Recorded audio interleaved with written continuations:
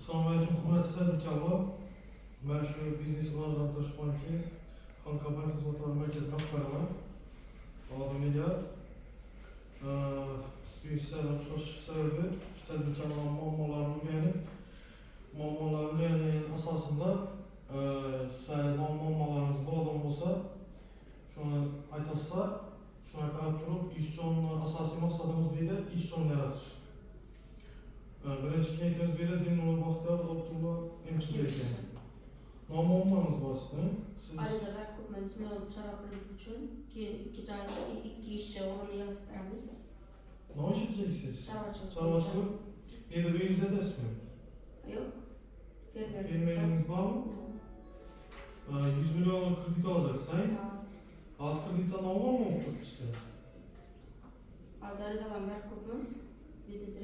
Biznes neler berib ko'pmiz dokumentlarni.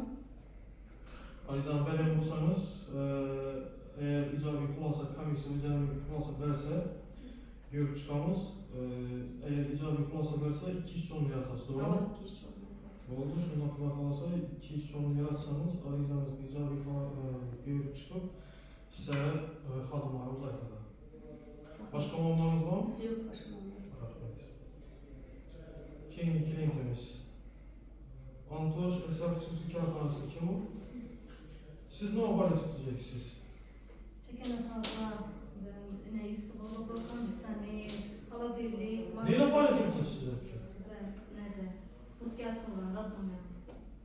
Bu kim? Ne satasınız? Hemen çıkarmış produktlar, risu, kola, Ya benim bu 100 milyon kredi alıp durup iş sonuna yaratasın mı? vallahi işsiz şu an nereden? Vallahi işsiz mi? Keminde 3 kişi olduğunu yazışınız gerekiyor bana. Keminde. Az normal mı oturttu? Ariza verdiğiniz kredi tanışın? Verdiğiniz ariza görüş kartına tuttu, doğru mu? Mesela sen şu arizanızı görüp çıkanınız, eğer hemen dokumentlarınız, kanuni, pasportlarınız doğru gelen olursa, kulasa kadar cevap veremez size. Bakın. Keyin yürüyeceğiz. Şarkızada şarkı saat 5 şarkı çapan içecek. Selamünaleyküm. Sen ne olmalı?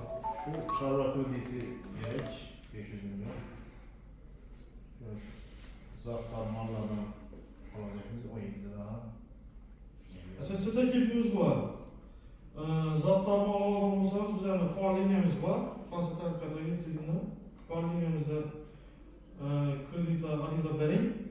Kredite ariza verseniz, hemen verseniz doğru gelen adam olursa, eğer icabi kullansa, bu adam olursa 500 milyon sonra kredi azaltırsa kendi çiş sorunu yaratasınız. Bu da halasa 4 iş. 4 iş sorunayım. Bu da ariza verin, güzel kanun tetikli görüp çıkmamız. Evet. Hanka yavru firmi kozalıkları. Sizler ne faaliyet etmişsiniz? Kıraç paneli olursa biz yine ariza verdik. Kıraç paneli anlatacaksın. Kıraç. Bu kıraç paneli olmasanız ona iş yolunu yaratıp bilesizler mi? İki iş sonunu yaratamaz. Buna şimdi nasıl olsa kaydı, su ötüreden şimdi iş çalışsa, doğru mu? Nasıl olacak ariza nasıl? Ariza verdiniz mi? Ariza verdik. Öğrenişin her sene. Rahmet. Bu da